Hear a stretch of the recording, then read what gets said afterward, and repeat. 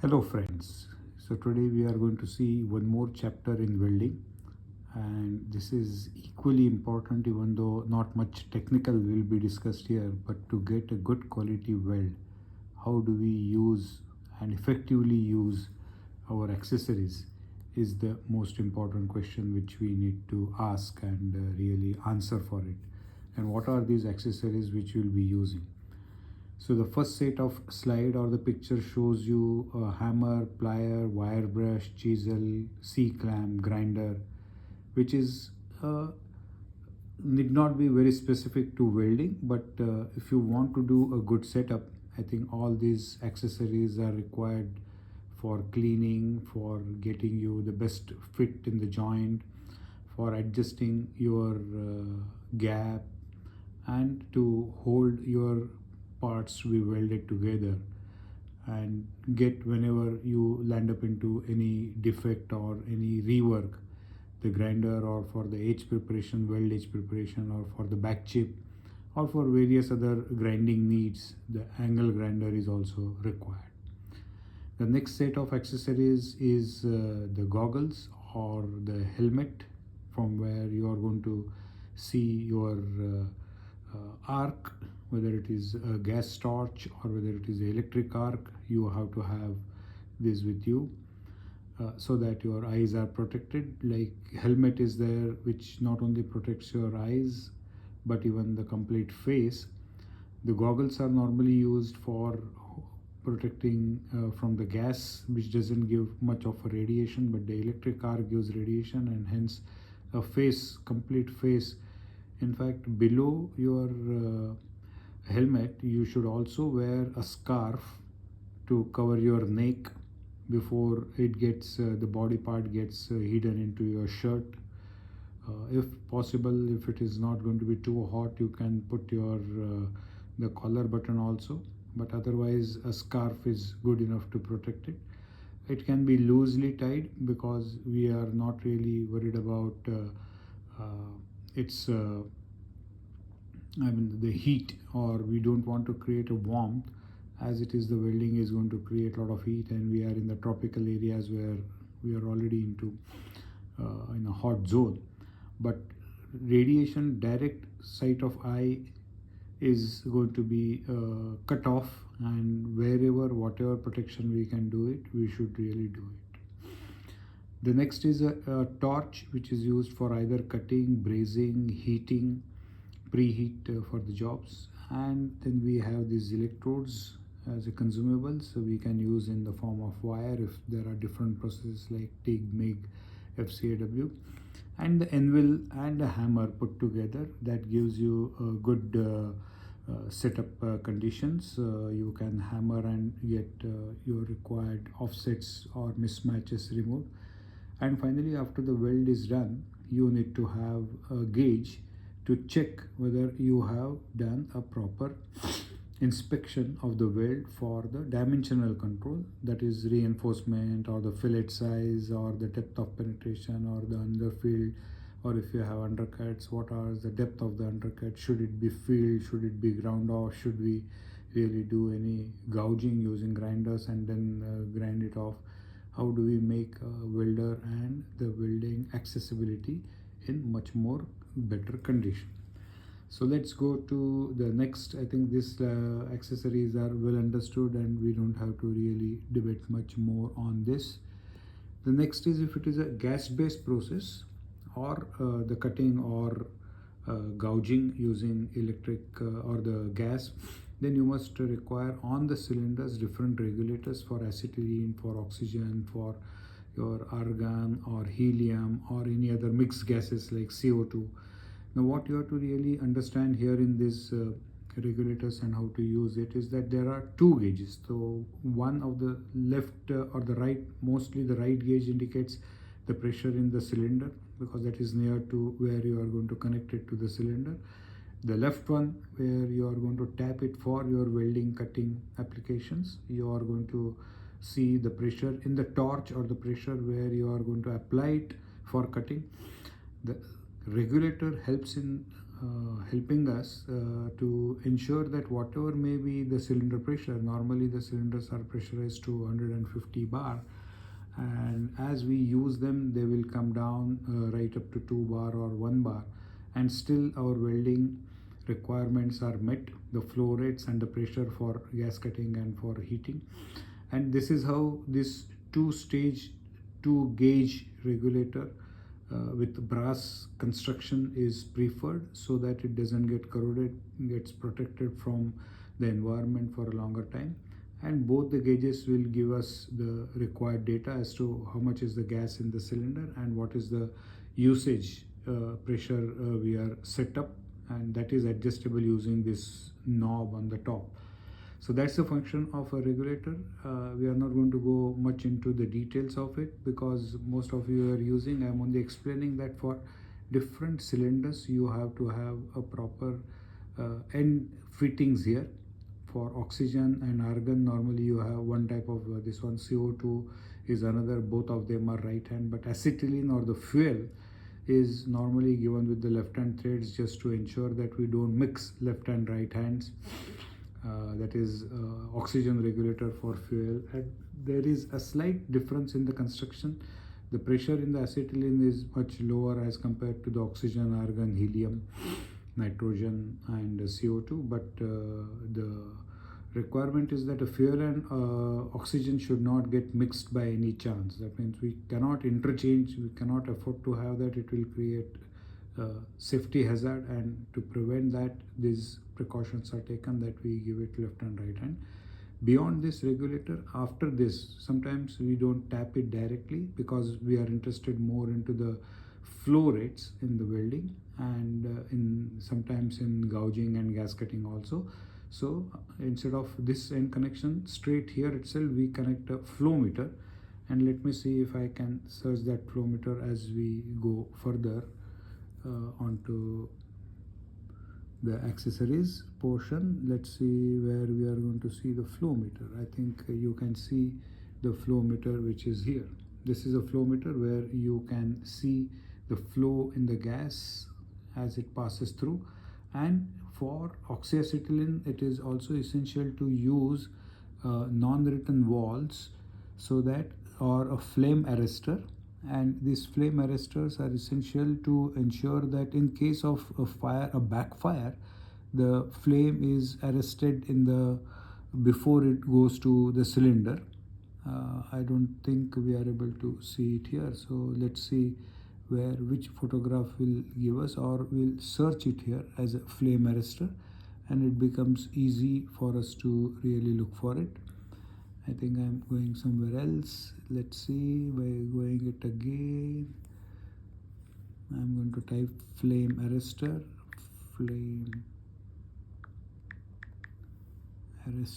and let's see the photographs. Yeah, you can see here the flame arrestor.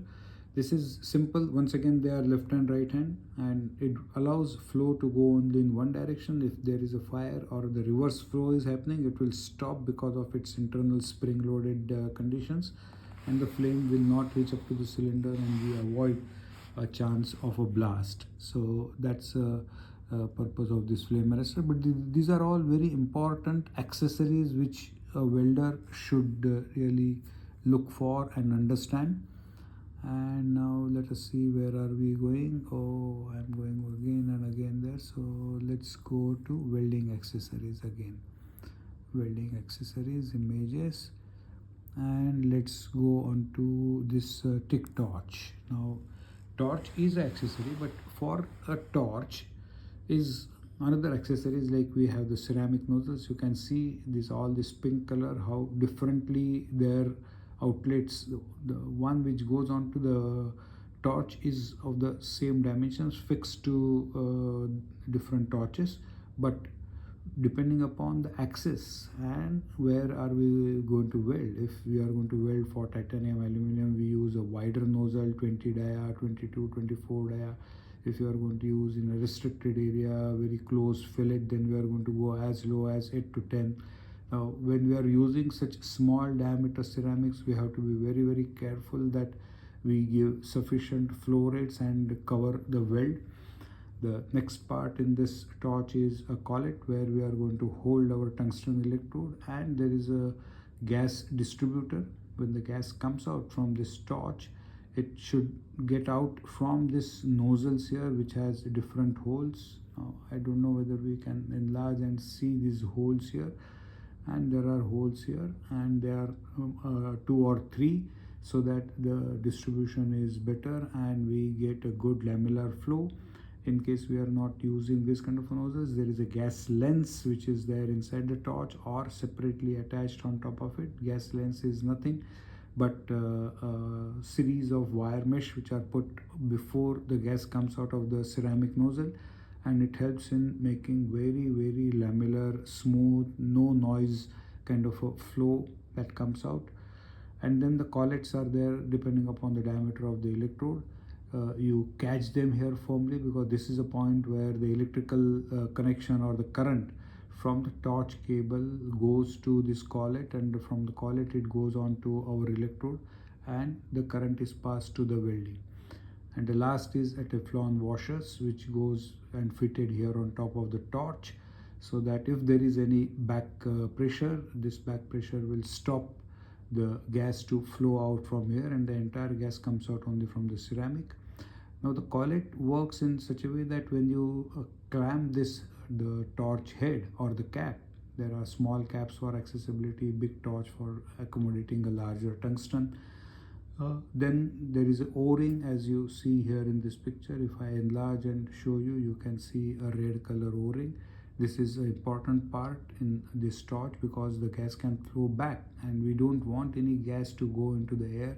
All the gas should come from this torch, and from the torch to this through the surrounding to the collet, cooling the collet, and from this holes or from the gas lens here, it should come into the ceramic and fully utilized for protecting, shielding our welding. So that's the purpose of this particular torch and its accessories.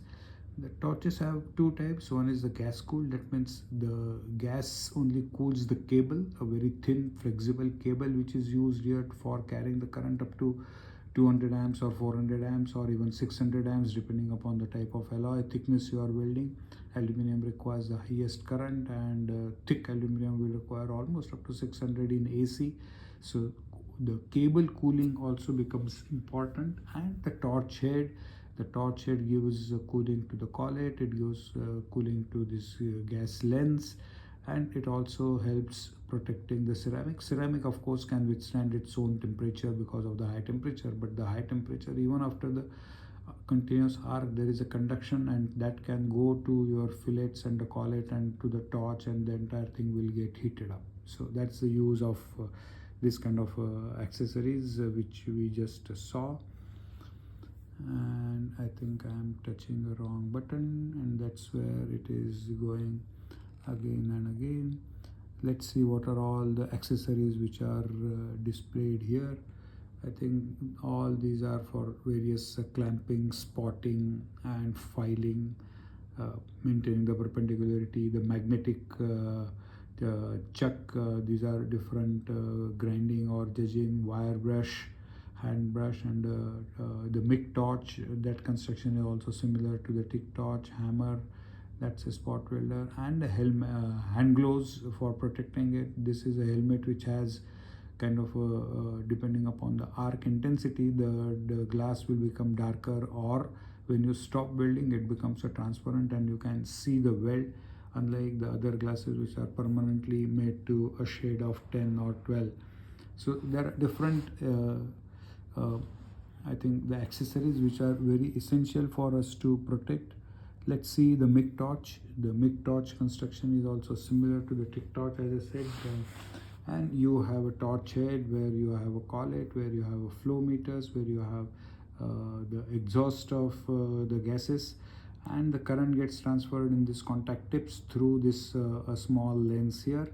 And all the facilities like what we have in the TIG welding are similar to this, but there is an electric current for starting and stopping the wire, as well as the current. Those are also added in this MIG torch. Otherwise there is nothing special about this kind of torches. What else? Let's see if this photograph we can enlarge and see there is anything special. Oh, the most important portion is the earthing cable. Earthing clamp and a cable plays a very important role in welding.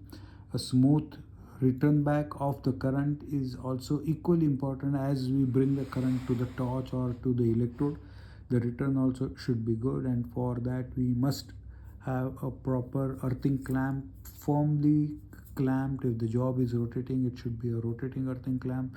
If you are welding onto a big structures, try to take earthing as close as your welding point, so that from the article or from the big structure the current doesn't have to pass, because that may be a carbon steel structure and you may not get a good conductivity in such torches.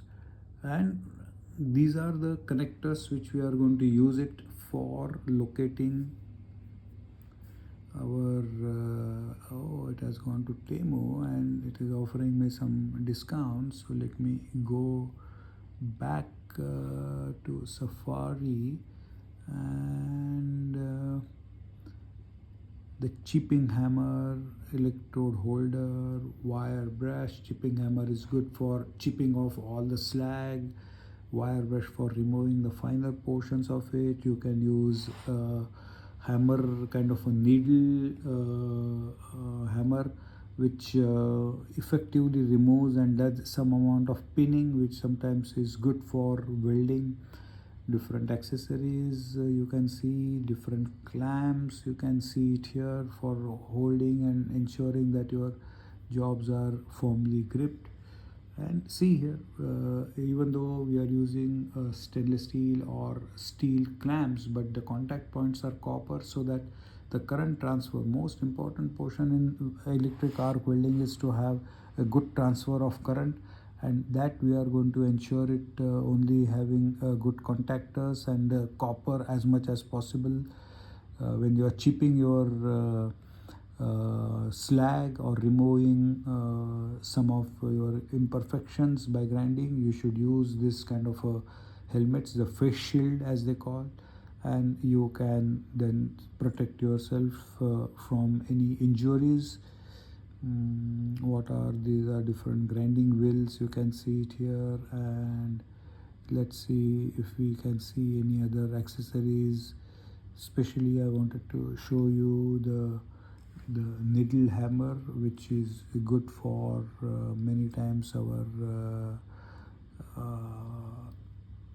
let me type the needle hammer. Needle hammer, yes. So you can see here the needle hammer. These are pneumatic needle hammers. You see different or the large number of needles which will move up and down, and it will really clean your welding to a great extent, even in inaccessible areas like where your grinder may have a difficulty in the fillets. So this is used in such conditions, and I highly recommend that we should use as many places, as many times on the welding, to ensure that before we put the second pass or a second run, it gets fully cleaned. If it is fully corroded, there also you can use it. Wire brush may not reach up to all these points, but this gives thorough cleaning by way of the physical hammering on that location, plus the vibrations which will help in cleaning it very effectively. And like this, there is an important point in welding to have a good accessory, a proper accessory for every joint, every welding process, that will ensure that we will have better good quality joints and good quality welding everywhere and every time, which is essential for us to get it. So what we have been doing is that we have been looking into every aspect of welding and what kind of efforts or the preparations we should really make it for getting a good weld. So having a good welding machine, having good accessories like holders, torches, and the supporting secondary kind of accessories. I think I will show you here. There are temperature sticks, welding electrodes, where you can measure your preheat. No, it is not seen here, so let me type it out that for us, so that we will see how this sticks. Now there are laser guns are also available now, but we'll see temperature sticks for welding. And you see here, those are designed for different temperatures depending upon our preheat requirement. And the way to check it is when you reach that particular temperature. See here, you see on this particular slide the different temperatures which are mentioned on each of this: 100 degrees centigrade, 120 degrees centigrade. So the composition of this chalk is made in such a way that when it reaches 50 degrees, as it is seen here, this will melt, the blue color will melt, and it will become like you see here in this particular photograph. So that means the temperature of 50 has been achieved. Now you don't want sometimes interpass temperatures to be maintained not more than 300 degrees centigrade. Then you put this, so you have the minimum preheat temperature chalk, and you have post heat temperature or the interpass temperatures, and both combinedly you gives you an idea of what's the temperature under which we are operating, and that helps us. So that's another accessory. There is a chart for this, different colors which are going to be used. And let's see what are other accessories which have we missed out. Any accessory in our welding. So there are lot many things which are the laser. If you want, I can bring that laser sensors, the leaf sensors, the thermocouple kind of a thing. Now let's cut this and say laser temperature. Oh, laser temperature gun. So these are the guns which are used so that you don't have to touch. It will become remote, because sometimes this chalks may contaminate into our weld, and to protect that, these are the good guns which are available now to protect it. It will give a temperature. You don't have to really put remotely. Somebody can keep on monitoring the infrared way of measurement, and these are also quite accurate now for our purpose of welding. Now let's once again go back to arc. Let's go back to welding accessories. Where are our welding accessories? Let's put welding accessories portion here.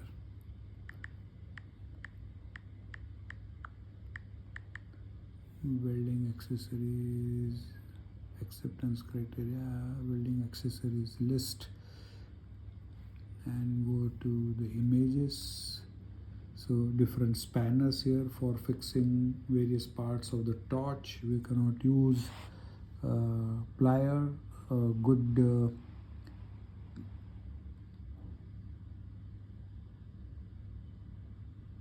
all welding tools. Let's see if we missed out so far anything or have not considered for our discussion purpose. I think we have covered most of it, and it's never going to be all of it. One has to really keep on inventing, understanding more and more about the accessories which are getting developed. So keep a watch, keep on googling onto the internet and find out what accessories we can use and how good we can make our welding, and how good we can make our weld and the overall structure, prevent from distortion, shrinkages, as well as from a bad quality, internal or external. And all this is possible if we use good parameters, good machines, good accessories, and a proper training. Most important part is how to use here in just 20-25 minutes I am trying to cover and give you importance of welding and what are all the accessories we should really use and look at it. But you have to do much more detailed work to do that, and uh, try to specify this into your WPS. See how good nicely they have designed this particular. Now standard, this one may not have accessibility for fillets, but this little rounding off here has given good accessibility for cleanup to a great extent. And cleaning between it passes is so important. You can see here for cylinders there is a trolley, so that the cylinders safety point of view is considered well.